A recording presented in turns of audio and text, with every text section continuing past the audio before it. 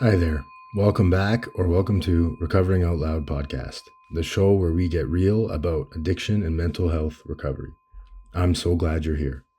If you or someone you love is struggling with drugs or alcohol, please reach out to me on any social media platform at Recoveringoutloudpod or by email at recoveringoutloudpod@gmail.com. Enjoy the show.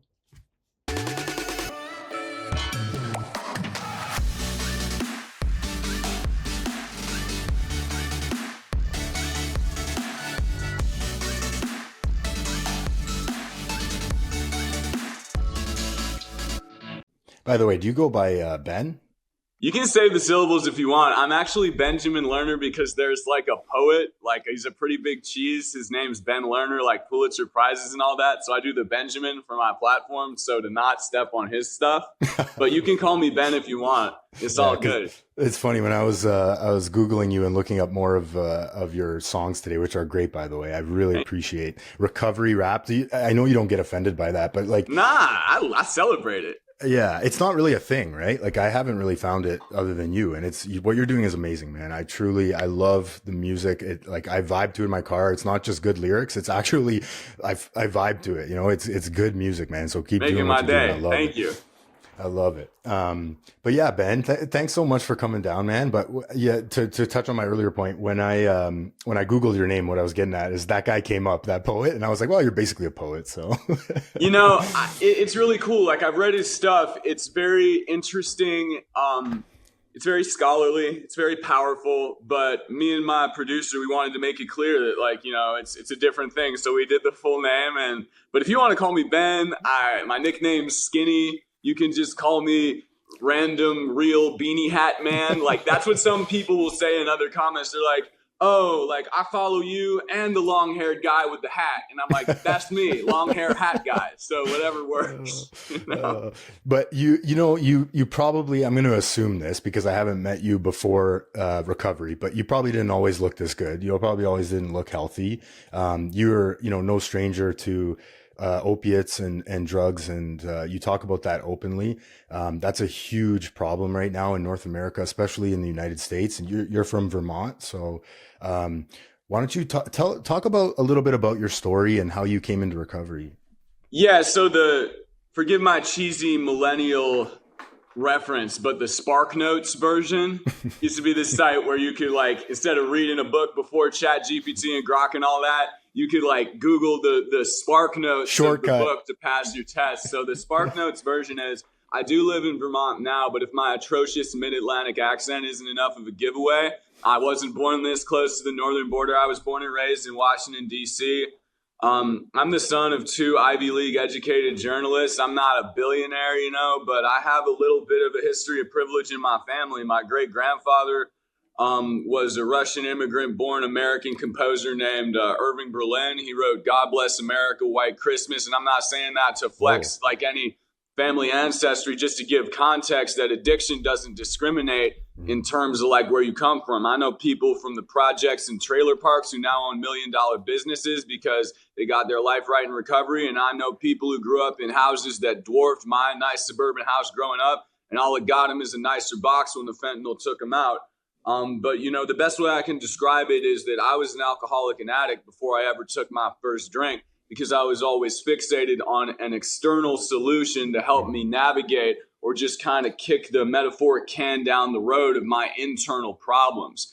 And before, the drink ever hit my mouth or the needle ever hit my vein, I found solace and temporary gratification through approval from other people. For other shameless millennial references, it was Pogs, Pokemon cards, Digimon cards, N64, and PlayStation games. Just fixated on collecting things, collecting approval and attaboys from other people. And so by the time, I was diagnosed with autism spectrum disorder at the time, they called it Asperger's early on. So I had these kind of hyperfixations, which kind of primed the pump for the self-soothing, self-stimming stuff that, I had little sips of alcohol here and there. But when I was 13 years old, even though I had a sip of wine, sip of beer at my parents' dinner party or sneaking out of the fridge out of curiosity, I don't consider those my first drinks or first use because I didn't know what it was doing. For me, I consider my first drink when I knew the effect that alcohol gave me because it made me feel a little euphoric. And then I consciously sought that out. And that was when I was like 13, 14. I don't really remember the age. It was like 7th or 8th grade, but I'll never forget the day because I was over at my friend's house, like playing video games as a sleepover. And we got the brilliant idea that we were going to steal liquor from his parents' cabinet, but the bottles were too far down. And I think they might have even been marked because he had an older sister in high school and his parents were trying to like make sure she didn't do that. But we found this musty, disgusting 6-pack of Sam Adams in the basement. And it had like mold and cobwebs on the like tops of the bottles. And we both popped one and he took one sip and he practically spat it out. I was like, this is disgusting.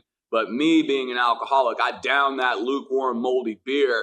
And it was like when you go on an airplane and your ears pop, it was like just the whole weight, anxiety, like self-centered fear just immediately evaporated. But it came at a price. And the price is that over the next 10 years, over my active use, it escalated very quickly. And it went from suburban things like me showing up late to a piano recital or a track meet to me crashing my car, dropping out of school, escalating from drinking and cannabis to coke, Molly, and then eventually crossing every line I thought I wouldn't cross. I had all these delusions because I went to private school. I grew up in a certain way that like because the surroundings were glamorous, I was slowly desensitized into escalating my use. And honestly, trying to emulate this fake persona I did because it wasn't just that like I was numbing and mollifying my internal anxiety through the chemicals. They actually became my identity. Because as an awkward, lanky, autistic kid, I was insecure and I didn't think people wanted me to be part of their community. And part of that was delusional self-hatred, but part of it was also just anxiety and like an identity crisis about not knowing who I was. But when I had the beer and the bag of weed in my hand, I wasn't just able to change consciousness. I was able to be that guy, that it was a material extension of my worth. So it was two problems. First and foremost was me self-medicating, but second was that I didn't know who I was without the props of having like the bottle and the bag in my hand. The same way people wouldn't want to hang out with me at a sleepover when I was young, so I'd bring the GameCube games or the PlayStation 2 games, and they wouldn't want to hang out with me, but I'd have that. So the party favors became that. And, I stole hundreds of thousands of dollars from my family, and I crashed my car after a 6-month-long bender, stealing my college fund money and lying to my friends saying I was this suburban, uptown trap star when really I was sneaking into my mom's purse to steal checks. But it all came to a crashing halt when I slammed my car hydroplaning into 3 other cars when I was 20 years old in 2012. But when the cops pulled up and this whole scene, carnage, wrecked cars, thank God nobody was hurt. The only thing I cared about was when they put the cuffs on me and breathalyzed me because I was hungover and kind of still drunk. It wasn't, is anybody else okay? Like my parents were going to find out I stole like a couple $100,000 from them. It's like, I'm not going to be able to drink and use today. That's all I cared about. I was a selfish, just self-destructive person. And then at that point, the only line I thought I wouldn't cross was like prescriptions because I was like snorting a ball of Coke a day. I was drinking a fifth of whiskey, but I was an uptown Coke dealer. I was a high bottom, low bottom alcoholic. But once I got prescribed perks for my dental surgery, that little moment of the pop and the decompression with the beer in my friend's basement was magnified 100 times. And alcohol is a very blunt and crude instrument. It activates a lot of different neurotransmitter sites. But that opioids, that endorphin, and that dopamine, it just took me, man. And it wasn't suburban anymore after that. I went days without eating, pawning everything that I had, going down to the Tenderloin out in San Francisco where I had re-enrolled in art school because my family wanted me to succeed.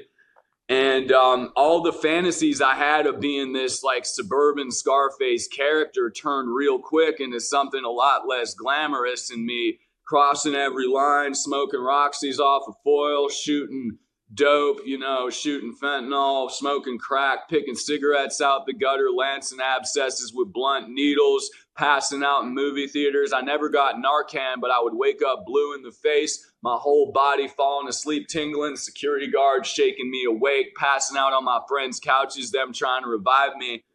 And all that said, I still justified all those escalating consequences by the fact that at that point, the funny thing is, my parents at this point were sending me in and out of rehab, staging interventions of a small magnitude. But the sad thing is, they only thought that I was high when I was in withdrawal because I was agitated, I was sweating, and I was all like the stereotypes of an addict when I didn't have my dope. But when I did, I was kind, I was courteous, I was stealing from them, but to the face, I was very well adjusted. And so they would only ever confront me when I was dope sick. And they would try to get me to go to treatment, and I'd agree just to placate them, but I didn't really want to get sober. Having a seizure with my father at the hospital bed out in Frisco, and them having to load me up with Ativan to stop a dyskinetic seizure, me biting my tongue and like asphyxiating and all that didn't do it. Friends dying didn't do it. Crashing my car didn't do it. What made me want to get sober is when I went up to New York and I copped a bundle of Fetty Lace dope and I shot 3 bags, and I didn't get high. I got physically high, but I didn't get spiritually or emotionally high. And that was scary to me because all consequences aside, I still live with the delusion that an external chemical solution could solve my problem. But that's the point that I went to treatment, and I called the treatment center with the needle in my arm. I had been to inpatient before, outpatient countless times, but just to placate other people. But when it got to the point that I had hit a wall, like when you're slamming multiple bags of Fetty Lace dope and like chiefing grams of crack, like within an hour, like there's no further escalation that you can go from that. So I had to seek out another solution. And that's the point I was finally beaten into a state of reason. And I went there for myself. And that day was June 13th, 2016. And by the grace of God, or whatever word or understanding works for y'all, whatever you want to call it, it's all the same to me. I've been clean sober ever since. Amazing, man. I resonated with a lot there.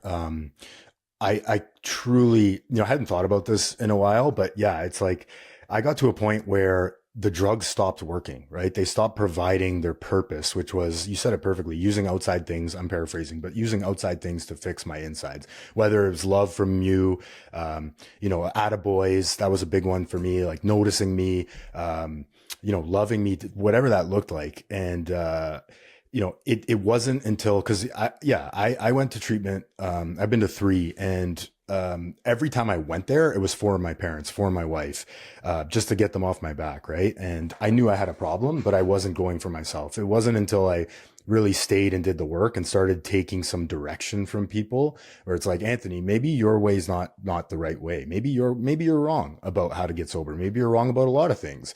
And that open-mindedness and willingness to kind of like, actually, I need to do this for myself because I'm going to die and I'm not happy, right? The drugs, like there is no more solution anymore to my problem because the drugs and alcohol stopped working.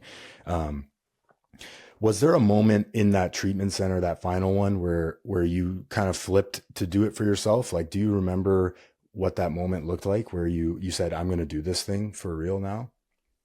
Yeah. So before I left, I knew that I wanted to do it for myself. But when I got there, I made a stupid decision, which is addiction transfers separate from chemicals, I fully believe. And regardless of if you run out of dope, but there's like a liquor store, even if liquor ain't your thing, like I knew sometimes like to fend off the shakes or the seizures, like off benzos or dope, even though that was my thing, I didn't even like drinking at the end. I would go grab a 5th of whiskey and just start chugging it, even if it made me sick, just to do something else. And so in treatment, there were no substances, but there were people. And so I selfishly made the move of attaching myself to another person, hooking up with her. And she was going through a lot of stuff too. She was like a really cool person, but like I selfishly took her being interested in me because we were both broken people looking for a distraction. And I made her my new addiction. And we only hooked up once, but like, I attached my whole identity and recovery onto another person.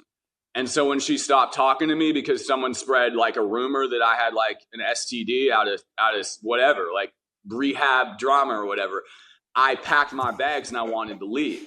Because at that point I had detoxed. I was chemically sober. I kicked, like they did a 3-day Suboxone taper. It was excruciating. I was throwing up, sweating, like nodding out, not even from being high, just being like my whole neurotransmitters were depleted. It was agony, but I got through that. But poetically, when I got through that is when she stopped talking to me, and I had a detox process emotionally and spiritually that, even though it wasn't as physically painful, was like I was really alone and with myself. I didn't have an external thing that I could. And so I called my family and I was like, I can't do this. And it wasn't about the chemical detox. It was about the spiritual and emotional detox. And so I was sitting in the room. I had called a cab. I had conned my family into saying, I'm going to go to another treatment center. Oh my God. But really what I was planning to do was the commuter train from Lancaster County, Pennsylvania to Philadelphia. I said I was going to take a train to Philly from Lancaster and then back to DC to go to treatment and like meet my family there. But what I was really going to do is go to Kensington and Philly and take the 300 they sent me for a train ticket and like go cop a couple bundles and check out. Because a lot of kids there were Kensington kids, and they told me about the blocks to go to and everything. And that was my plan. It wasn't necessarily suicidal, but I was just like, whatever happens, happens. Like I'm going to Kensington, I'm buying a bunch of bags. I know my tolerance is low. And because I knew I couldn't keep using, because eventually it was going to get to the point it didn't work. And I thought I couldn't live life sober. So I'm sitting in this room with this counselor, and she's giving me this whole half-lidded, like, I'm like, I'm going to another treatment center. This isn't just the right fit for me. Like, and she's just like, yeah, tell me more. Like I'm the first person who's ever against medical advice left. But then I see a mirror, right? It might not even been like a mirror. It might have been like a metallic surface or something, but I saw my reflection clear as day. And at the time I had scabs from picking off of the itching from the opioids and like staying up for multiple days, smoking crack. I had bags under my eyes. Even though I was 24, I'm 33 now, make these look like nothing. It was bad. I looked like a 40-year-old career hardened addict. I had a scruffy beard like Shaggy from Scooby-Doo. I wasn't looking good. But funnily enough, when I looked at myself there, I didn't see me then. I saw the same scared, insecure child that used to hide under the table with my hands over my ears as an autistic 4-year-old in the Toys R Us because the whole world felt like it was screaming at me. The kid whose parents got divorced. The kid who had that beer in the basement. And then it kind of all flashed and I saw like, it's going to take more work for me to keep running from this than it is for me to run towards the truth and the pain.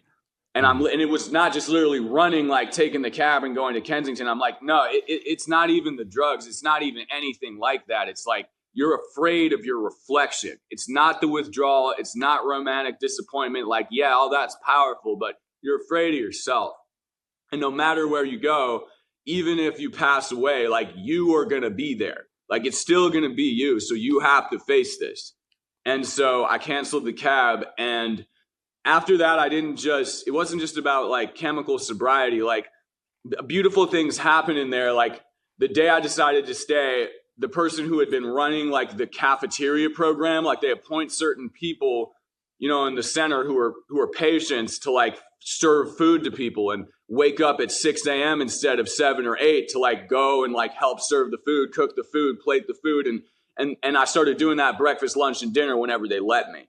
I started allowing myself to be of service, not just like in any recovery group or anything, because yeah, they had groups and stuff, but it was just like, can I help clean? Can I help do this? And I found that by getting out of myself, in the beginning, it was a distraction, but it was a sense of purpose bigger than just staying sober, like finding ways to apply principles of recovery towards my life. And so I think that's the moment where I'm not going to say I got everything, because there were a lot of experiences I had after that where whether it was relationships or personal setbacks, like I wanted to give it up, where a series of serendipitous miracles put me towards people who helped me through it. When I fell, even though I didn't go back to using, like I came close, but that was the first moment where I had an epiphany that it was up to me to do the work. And more than that it was a privilege to do that, because the life I would be afforded by doing that work was better than what the bag could give me. Yeah. Oh man, I love that. And I couldn't help but laugh there because I hadn't talked to somebody yet that I did the exact same thing. I was fed up with the treatment center I was in, this past January.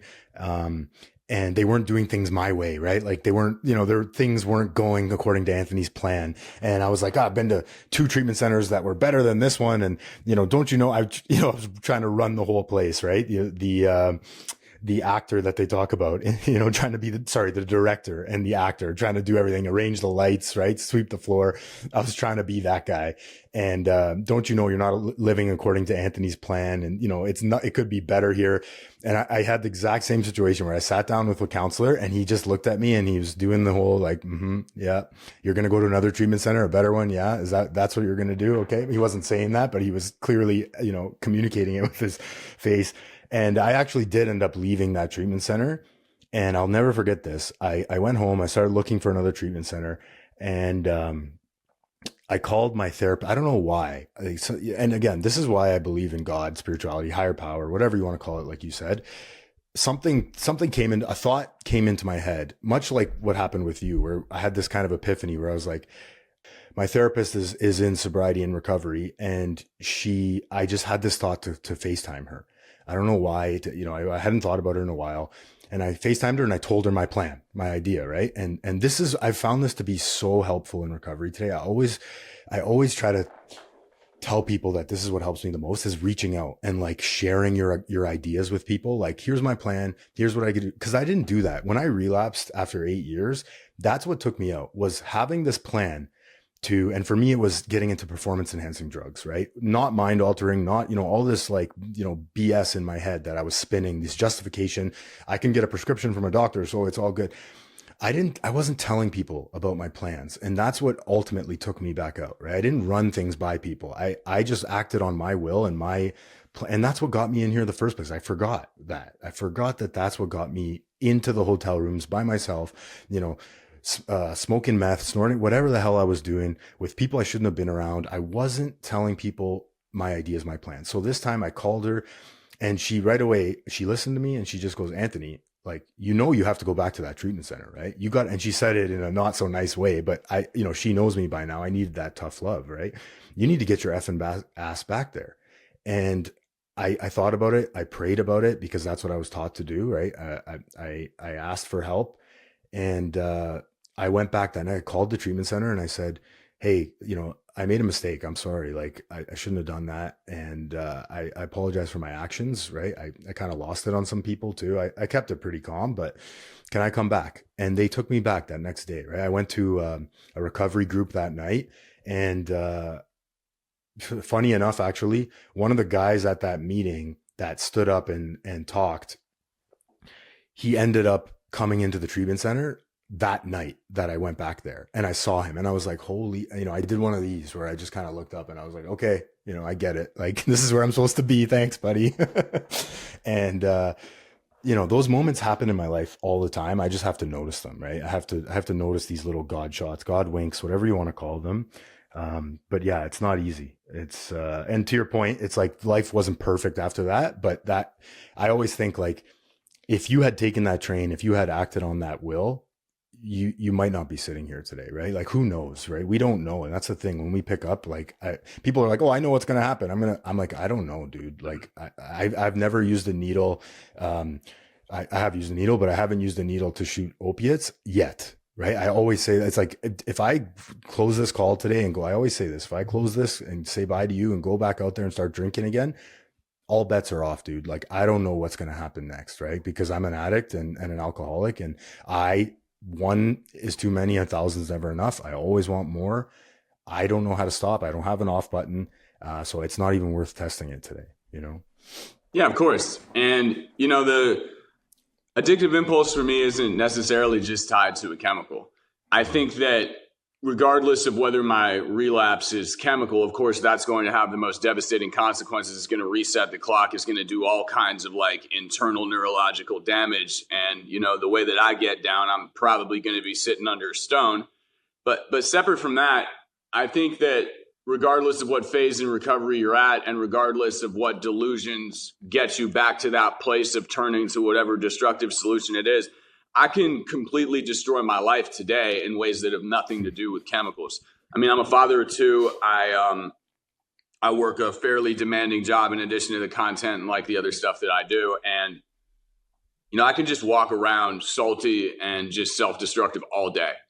And it just like under the surface, like there's some people who say all relapses are premeditated. And I think some are kind of spur of the moment, but regardless of like the amount of premeditation that goes into anything, there's always something bubbling underneath the surface. Absolutely. And so I still get cravings from time to time. Over the past few years, it's gotten a little better in terms of the chemical cravings. I don't know what it is. Might just be that because like, you know, I'm working a lot and I have kids, like I don't really have time to even like think that much about that. But you know, in terms of the anger piece, in terms of the resentment piece, in terms of like the self-centered fear piece today, it's like, yeah, I might not be going out there and drinking or using, but like the same wreckage can happen real quick if I'm not willing to just take the same action that I did in that treatment center in a different way. Because the insidious thing about it is I can think, well, I don't have a craving to use today, so that must mean I'm doing pretty well. That must mean I'm a pretty hot potato, man. And then I'll be like yelling at my fiance in front of my kids, like storming out of the door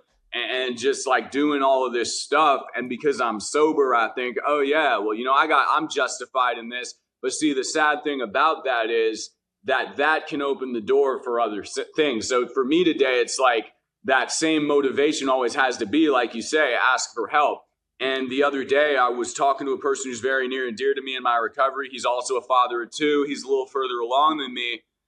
And he said something very powerful because, you know, my whole house was a mess, literally, because I hadn't been there taking care of my kids. I had been selfish, working a long time, not being there. And I tried to justify it. And I was tired as heck, just picking up all the toys, being salty that I had to do it. And he's like, you know, it's one thing to trust that things are going to be okay when it's not a mess. It's another thing entirely to trust that the solution works when you're in the process of picking up the wreckage. And he's like, yeah, good for you. You're 9 years sober, one day at a time. But it sounds like your life's still a mess. And it sounds like maybe you have to have a little bit of the same, even if it's forced, and you have to just kind of blindly do it and fake it till you make it, humility here. Because it sounds like even though you're not using, you're hitting some jackpots and you're destroying your life pretty good. And that's a wake-up call to me, man, because it's like, yeah, I got a different life now, sure, from the outside. And because I was never a functional addict, shout out to the people who can do that, man. I was never that. I couldn't hold down a job. Yeah, you know, I'm not trying to glorify that, but I just couldn't do it. And so all these things happened in my recovery. And so I think all these delusional things, but at the end of the day, whether it's a drink, whether it's a shot of dope, whether it's, you know, a line, a pill, whatever, that's one piece. But then the next level is, how can I actually better my life, not just in terms of the toys and prizes and external elements, but keep myself actually grounded and grateful so I can be present. And so that's the battle I'm fighting now, man. And it's one day at a time, just like recovery is. Yeah, man, it was well said. Yeah, I agree. It's like, you know, just because I'm sober doesn't mean my life is good or perfect, right? I still have bottoms in recovery, as my friends remind me. What does, you mentioned gratitude there at the end. What does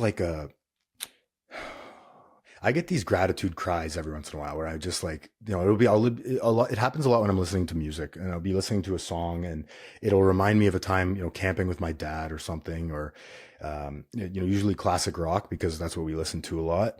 And, I'll just have this moment where I'm just so grateful. I start tearing up. And what does gratitude look like to you when you're practicing a good, solid recovery program? I'm going to say that one of the most beautiful moments that I had, and I think this also goes to show the strength of the overall recovery community, not just for people in recovery, but also people who embrace and promote recovery. Mm-hmm.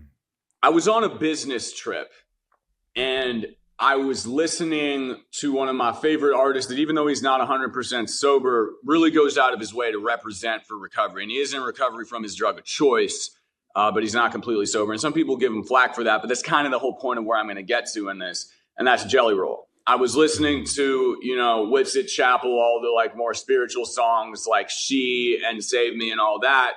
And I was like breaking down crying because again, I'm sober. I'm on this business trip with this international nonprofit organization doing like content consultation, like just wild stuff, hotel boardroom conference dinners. It's like, dude, I used to use the same needle like 20 times over a week. Like what's good with this? But I'm breaking down because I'm away from my family. I'm away from my recovery resources, and everybody on my team is very supportive of my recovery. But I just don't have a minute to myself. It's just work, 3 hours of sleep every night because we're putting everything together. And so I break down and start crying, like you say, listening to this music. And then I go home, and that's the week that his new album drops. And I'm trying to get back with my family. I'm trying to like get back right with myself, get back right with my recovery community, balance my life out. And at this point, my youngest son is like 9 months old. My older son is like 2.5 almost. And they wake up at like 5, 6 a.m. and I got a whole big day of work. And we're out of eggs and milk. And my girl makes some pancakes every morning. And she's like, you need to go to the store. And I'm just angry, just beyond like salty, just dragging my feet to the car. And then I'm like, oh, the new Jelly Roll album came out today. So I put on the first song of it, which is Winning Streak.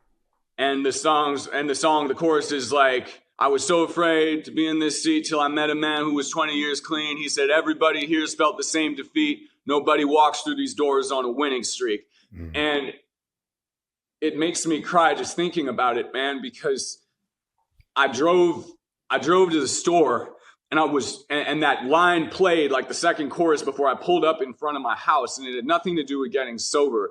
But I was so defeated and I was so disappointed in myself and not being there for my family and emotionally sober that when I walked through the door with those eggs and that milk, I was just like, this is a time for me to do this over. Like it had nothing to do with, I was just like so disappointed in myself and what I was not being there for my family. And it felt like I was walking through the door of the treatment center again.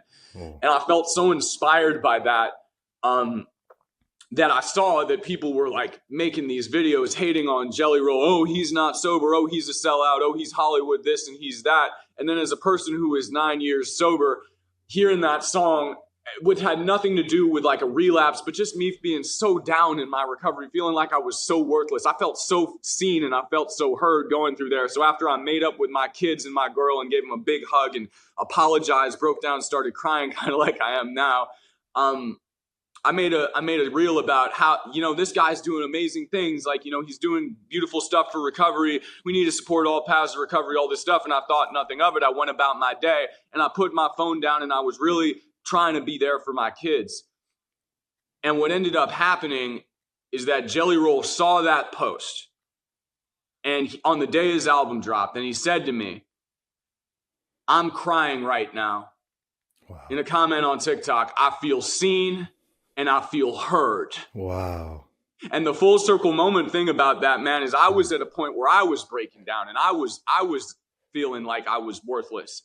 And so this person who's inspired me countless times doesn't know me, doesn't know my story. He's got his own demons, his own path to recovery, whatever. But the point is, regardless of where you are, whether you're like, a dad working like, a middle-class job, driving to get milk for his kids, or you're a country star who's selling out arenas, when we tell the truth and we leave a door open for self-improvement and emotional vulnerability, we can be seen and we can be heard. So every single time that I feel like I'm not grateful, I'm alone, I'm down on myself, and I feel like my recovery is trash and I feel like I'm undeserving of where I am, I get that imposter syndrome. It's not about the cloud of that post or anything. It was just a moment where I was at my lowest and I put on a message, separate from a song, a message of recovery and hope and new beginnings. And I realized that new beginning could happen for me. And then seeing someone who I think, oh, he's selling out arenas, millions of records, like American Idol judge and all that. But it's clear he was going through some stuff on the day his album released. So that lets me know it doesn't matter if you're a millionaire, you're one of the most beloved, famous people in the world, or you're just a dad getting milk and eggs. We are all in this, and no matter how much money, clout, fame you have, You are one moment away from an emotional breakdown, but you're also one moment away from gratitude and self-improvement. So whenever I get down, it's like, what's the jelly roll moment today? What's the moment where instead of being salty that I got to go balance my work and my family and my recovery, I can be like, this is a gift. This is a gift, having the balance, looking my son in the eye and being present, then like going on email and work, uploading a reel, like all this stuff. This is a gift that I get to do this, man. This isn't, it might be exhausting. It might be ridiculously taxing, but it's good work. It's good tired. It's good pain. And that's something that if I never got sober, I never would have experienced. The revelation that the very same painful, vulnerable, cringing, incredibly agonizing moments of transparency are what's going to not just keep us sober, but keep us grateful. And I got to plug in this charger, but I'm just going to say. You're good. Yeah. But yeah, that was a moment for me where I was just like, what are you doing, man? Like, where's the gratitude? What is it? Yeah. I love that. And that shift from I have to do this to I get to do this today, right? It's so subtle, but it's sometimes it could be powerful too, right? Yeah. That's amazing, man.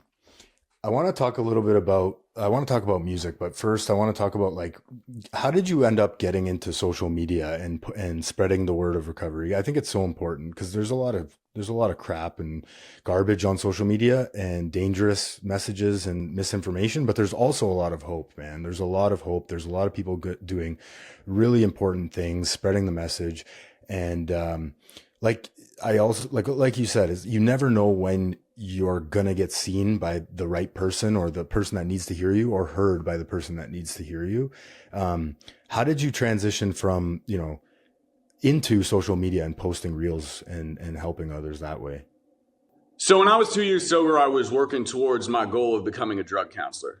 And I made music for years in active addiction, mostly glamorizing addiction.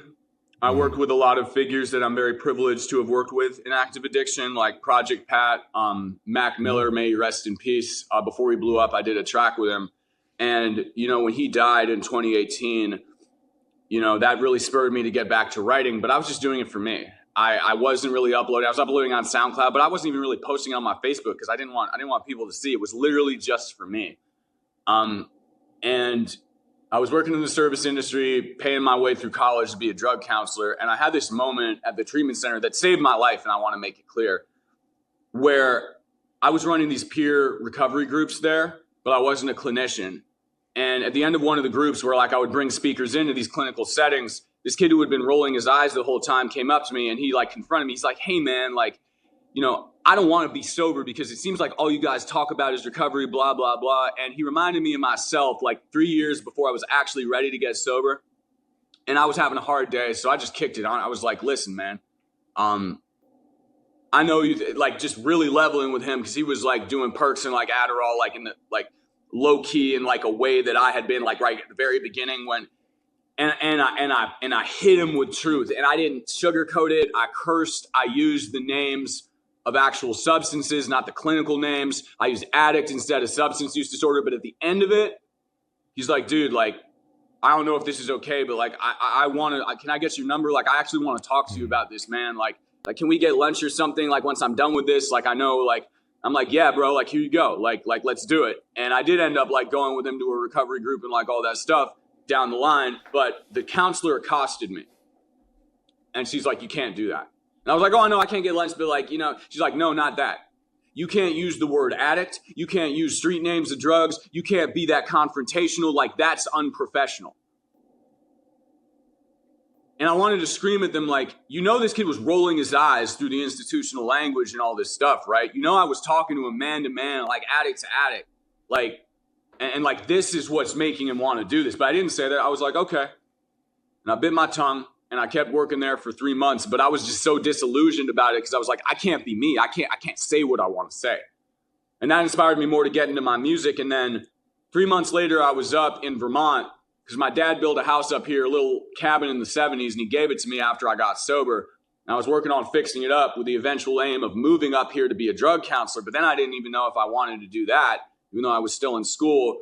Long story short, a friend of a friend came up to my house in Vermont with an old piano, heard one of the first piano rap tracks that I've been putting together about recovery. He's like, dude, I know this guy who's just built a studio here in Vermont. You should really meet him. So I meet with the guy who owns the studio. I play him the song. And it turns out he's not just a producer. He's also a doctor, Broadway producer and doctor, who has been sitting in on, this back in 2018, community forums at the beginning of the fentanyl crisis about community action that could be taken to raise awareness about fighting the epidemic. But since he wasn't an addict, he didn't know how to reach people through that way. But he wanted to give back philanthropically, like help people. So he met me, he heard my music, he heard my story, and he asked me a question that changed everything. He said, do you think you can reach more people by speaking honestly and through your music or through an institutional setting? And I was already thinking that I couldn't do that. And I was like, through music. And he's like, why don't you come back up here? I want to buy the rights to one of your songs. Like, we'll do a one-off thing. And if it works, like, and I was just stoked because, like, he paid me to perform. It was my dream to be a professional musician. And we started doing these songs together. And he was buying the rights to the songs. And I was stoked on that. But 4 songs in, I was like, dude, like, this is a good partnership. Like, we got to split this 50-50 here on out if you want to keep working with me. And I was expecting to be like, nah, like whatever. But what he said was, no, we don't just need to do that. You need to move up here full time. I'm going to get an arts residency going for you. And we're going to do this album. We're going to do this work. And so I packed all my stuff. I moved to Vermont. Everybody in my recovery group told me I was crazy. They said I was giving everything up, but I prayed about it and I knew it was right. So I moved up here. We did the album Clean, the piano rap album.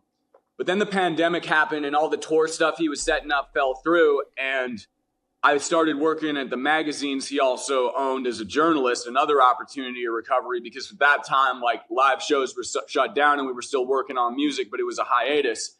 And then I met the woman who's now the fiance and the mother of my kids. I settled down and I got to another point where I was like, the same way in recovery, I don't care if I never do music again. I got a son, I got a job, like I got a life.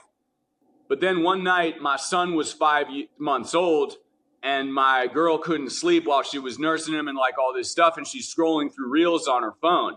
And at this point, I've done like community programs before and after the pandemic over Zoom, like prevention summits. I've started writing a column about recovery. I've started doing an FM radio show about recovery. But I don't know anything about social media. I've seen a couple reels come across my feed, but they're not recovery related. And then I'm like, and she's got all these trending audio things going through her phone. And me, the millennial, she's 9 years younger than me. She's 25 now, and I'm 33, about to be 34. And I'm like, what's that? She's like, oh, it's reels. And I was like, what are those? And she shows me these reels of like all these moms taking care of their kids and all these fitness influencers because she likes to run and all this stuff. And I'm like, oh, that's cool. She's like, yeah, you should make these about recovery. And I'm like, oh, I can't do that. Nobody's want to hear that. And the crazy thing is the algorithm listens to what you say on your phone. And over the next couple weeks, I started seeing reels from Jimmy McGill, Brad from Sober Motivation, Rachel Elizabeth, Quinn Lapierre, the Cali Sober creator. And it just magically shows up. And I'm like, wait, people are doing this? And I was 6.5 years sober. And I was like, wait, I can really do this. So I bought a phone and I got permission from my team. And I just started recording. And at first I was like trying to make it like other people. And I was like trying to be exactly the same. And like a couple things were catching, some things weren't. And then I realized like, dude, you shouldn't make yourself work for this. You should make this work for you. If it's not going to naturally work, it's not going to work. So instead of trying to stage it, make it all like professional, like whatever studio, like high quality, whatever, I just started grabbing my phone, taking my dog on walks around my block and sharing moments in my recovery where I was tested and what helped me get through it. And the only rules I applied to it were, is it true? Would it help me in early recovery or would it help me in active addiction? And when I gave up on trying to make it cool, when I gave up on trying to make it streamlined, when I just did one take, threw a filter on it, threw some captions on it and just hit post, that's when it actually got some momentum. And I attribute that to the fact that, you know, clout and influence and money and, you know, status is an addiction just as much as a substance ever was. It takes it back to like when I said it wasn't just about the substance numbing me, it was that it became my identity. And so when I finally was like, I don't care about followers, I don't care about none of this, let's just put the message out and let's do it. That's when it started connecting me with people, and I, more than any numbers, whatever, I became part of this community that you're part of as well, that so many great people are part of, where hopefully, whether it reaches 1 million people or 100 people, we're just sharing what we know and doing our best to be there for people in the way that they were there for us on the other side off of the phone, but using social media and the fact we could be open about recovery through this to put it out there. Oh man. Well, I needed to hear that. Thank you. It's so true. Like, I'm struggling recently with chasing the followers, chasing the likes, chasing the clout. And, I can easily tell myself that I'm doing it for the right reason. And, I got into this ultimately, and I truly do know this and believe this, the podcast, but also social media, to stay sober myself, right? Like that was goal number one. I need to surround myself with recovery, because if I'm not sober, I can't help anybody. I can't do anything. I can't be a husband. I can't be a son. I can't be a brother. I can't do any of these things if I'm not sober. So that was my rule number one. And I love that you said that you kind of, you stick with 3 rules, right? Is it true? Yeah, 100%. That's important. Like I can't be fabricating some of my stories or glorifying anything, or just straight up lying, because I lied every day, every second of every day when I was in active addiction, and I can still lie today. I still struggle with that, right? So am I being authentic today? That's because that's what's gonna help that one person that we're thinking about, because to your point, when I came in, somebody was authentic to me. Somebody was kind to me. And that's what kept me around, kept me calling that person and asking for help, because I wanted what they had. And they always said to me, I always say this, it's like, son, if you want what I have, here's what I did. You can do it or not do it. It's up to you. There's suggestions, right? And ultimately, I'm grateful that I followed those suggestions today. So yeah, I needed to hear that. I need to hear it too. I can get so caught up because it's like a rush when you see there's been so many podcasts about it's a dopamine hit. You know what I mean? And I'm a creator. It's inherent in the phrase. There's a J. Cole line from, Fire Squad off 2014 Forest Hills Drive. At the end of the day, every poet just wants to be loved. And so I'm not going to fake, like, I don't want people to like what I'm doing. I don't care. Of course I care. I'm creating something, whether it's a talk reel or a song. Of course I like it. But that reality, that admission that, yes, I do like views or positive feedback. Yeah. That can't be the aim. That's the best. I acknowledge that motivation is there. It's not going to magically disappear. But can we extricate ourselves from that and make stuff that's not driven by that? Yeah, the driving force. That's what I was going to say. Yeah. Yeah, it can't be the North Star, right? It can't be the driving force. I mean, outcomes. I'm very focused on outcomes when I'm not in the best place, and I'm not, I always say spiritually on the beam or working a program of recovery. I'm focusing on outcomes, and I have expectations. And you mentioned it before, but expectations just lead to resentments, right? Because again, you're not living according to Anthony's script. And if it was done this way, if everyone just listened to me, life would be better, right? And that's led me to so many dark paths before. What's one of your favorite lines that you rap about, or because there's so many good ones, man. And I was trying to look up your lyrics before to find them, but they're not anywhere. So, I just figured I would ask you instead, because there was a lot that hit me where I was like, damn, like that was really well said. But if you had to think of, a line that you're really either proud of, or even a song that you're proud of, or something that you really, helped you, what would that be? I think the 3 verses that I think music is recreation when it's good. So I try not to make it a meritocracy, and I'm not going to big up myself by saying, oh, like this is bar, like, It is what it is. I mean, some of my favorite rappers don't have any bars. They just have charisma and they got good delivery. Some are the opposite. They don't have any flow, but like their words hit. And sometimes they're not even deep. They're just funny, or there's no grading system. Lists are fun, like whatever. I just need to remind myself of that, because what I like isn't necessarily what other people relate to. I've been surprised, like people say things and I'm like, oh, that's corny. I don't like that bar. But then they're like, that, I'm damn near want to get that tattooed on me. People, I'm like, whoa, that's awesome. But like, it's very particular. I would say that the three songs subjective that mean the most to me are Scars off of Clean, Price of Addiction, my song with Matt Keegan, means a lot to me. And like Not Stopping off of my first EP after Clean means a lot to me. The reason those three songs mean the most to me is Scars is something, I actually wrote that verse when I was 3 months sober, and I never intended it to be a rap because it was about when someone saw one of my track mark scars at work and asked about it, and I had to be honest with them, and I decided to be honest. When I was working as a busboy. Price of Addiction, I wrote that verse at 3 a.m. after putting my baby back to sleep when I couldn't sleep, when Matt had sent me the original, like, raw version of the beat.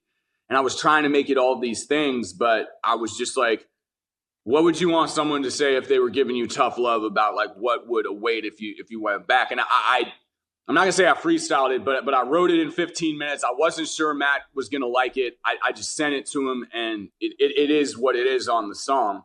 And Not Stopping means a lot to me because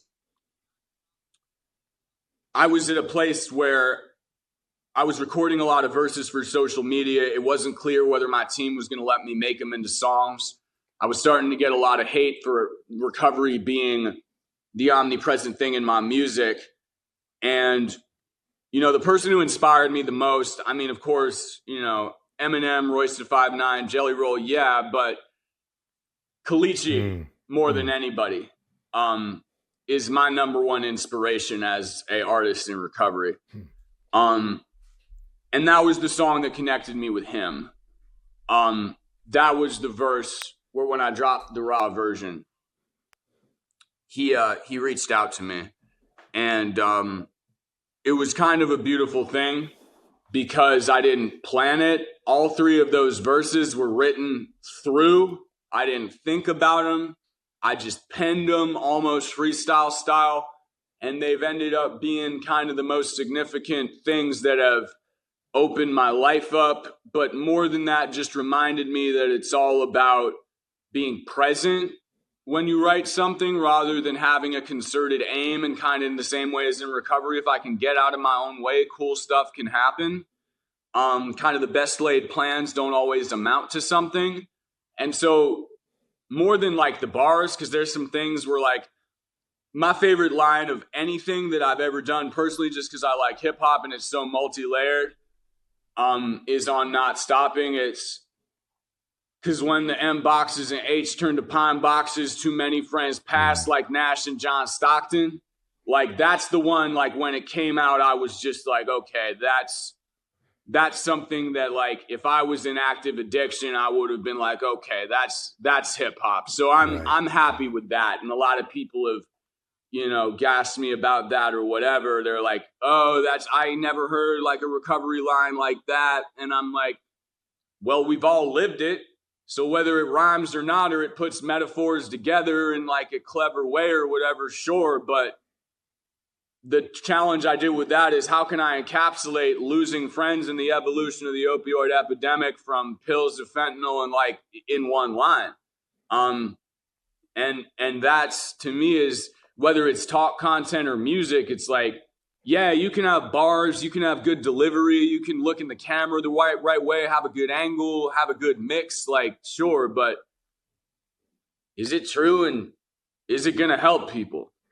And we won't know that until it goes out. But usually if it helps us by saying it or rapping or singing it, then there's a better chance that it's going to help somebody. And that's how I try to run my game. Yeah. I love it, man. Well, you've helped me today. Honestly, it's been a great conversation so far, and I appreciate it. Likewise, bro. Thank you. On. I want to end with this. If you could say something to a struggling artist, creator, you know, whether they're getting started or they don't know if they want to do this full time yet, or maybe they're struggling with drugs and alcohol as well. what would you say to that person? Well, I actually have a song I'm working on. And what's funny is I was going to click on my notes to like try to search it and find it. And this is Provenance. It's literally right there. I didn't expect, I was just working on it like yesterday. And I don't know if this song is ever going to come out. My team probably won't let me do it because they want me to do more melodic stuff moving forward after this next recovery EP. But this is what I'd say to them. If you have a story and a potent truth, you don't need a budget or the dopest booth. You just need to trust that what you're going through is something other people understand that's truly overdue for sharing, even when the algorithm's looking over you. Because even if some people don't acknowledge while they're scrolling through, even if you have to start from scratch and start over a few more iterations, modern attention spans have limitations. Don't let your zone of creation fold to intimidation. You don't need a filming crew and you don't need a selfie stand to actualize your vision. You just need to develop a plan. Never let your insecurity limit creative growth.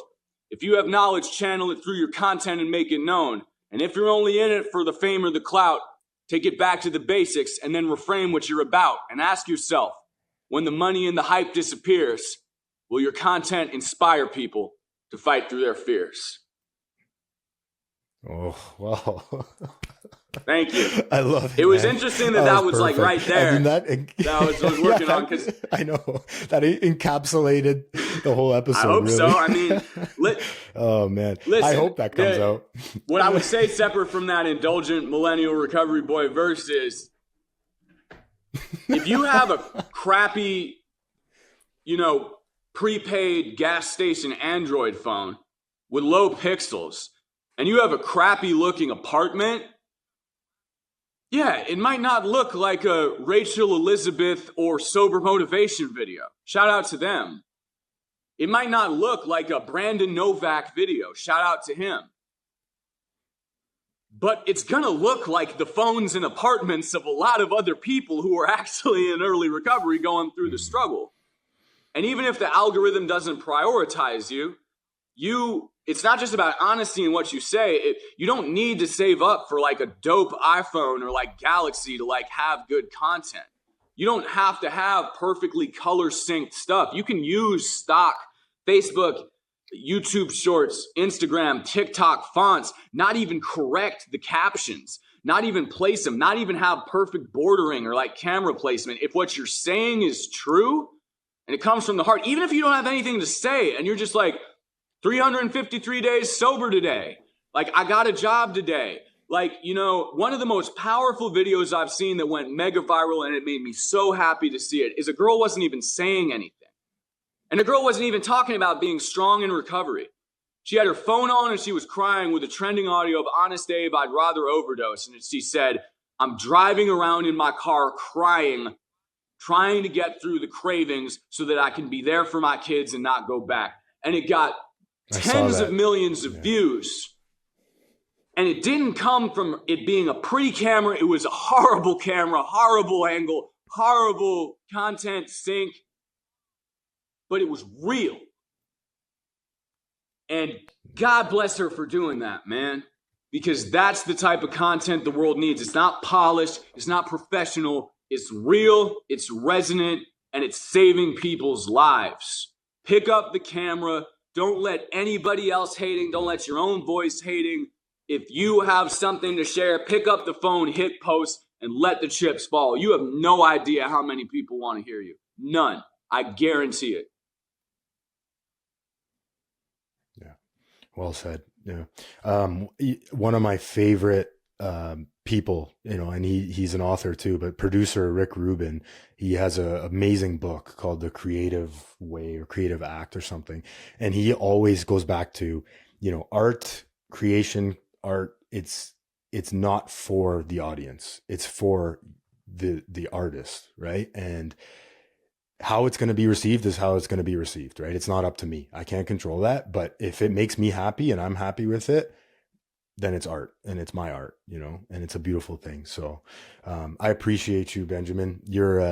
I'm happy to have met you, and I look forward to the many more tracks that you're going to put out and reels, and keep doing what you're doing. Likewise, man. God bless you. God bless your platform. And one day and one pod at a time, we can do this. Thanks for listening. Please help us grow the channel and like, share, and subscribe for more content. The discussions and stories shared on this podcast are for informational and motivational purposes only. This content is not a substitute for professional medical advice, addiction treatment, or therapy. If you or someone you know is struggling with addiction, please consult a licensed physician, addiction specialist, or mental health professional. You are no longer alone.